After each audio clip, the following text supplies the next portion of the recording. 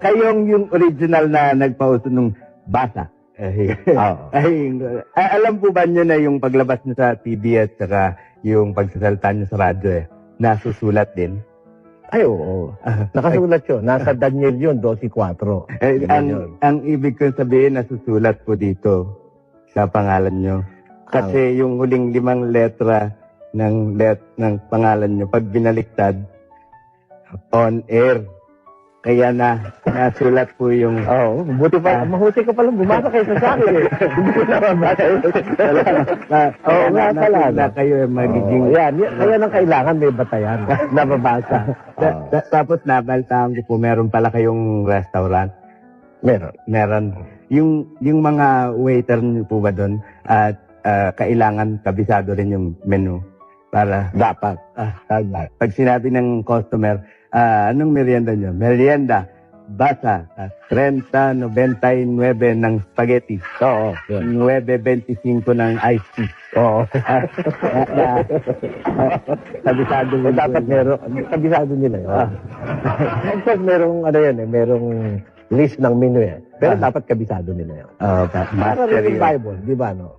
Nakasulat yung Bible, dapat kabisado mo yun nasa loob para alam mo kung saan ka babasa. Tsaka kung ano hilingin sa inyo ng tao. Para alaman nyo kung ano ibibigay.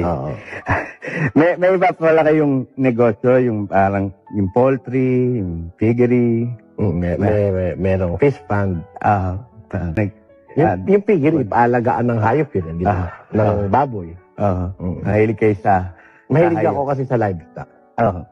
Pero parang sa TV kasi parang hayop din kayong bumanat eh. Di sa mga kumakalaban sa inyo.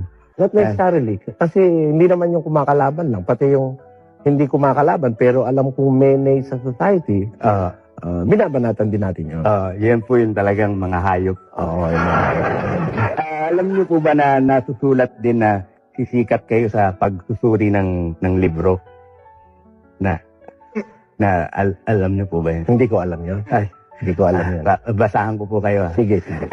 Ito po kasi yung bro tsaka Eli.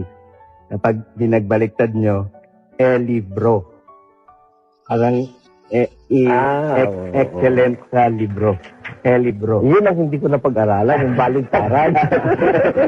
Kaya ako parang na-foresee na namin yan na talaga. Mahilig ka ba dun sa, yung ibang pagka nagpapatugtog, binabaliktad? Ay, pag may sa demonyo raw po yun. Ganun ba? Kasi puro baliktad din yung sinasabi.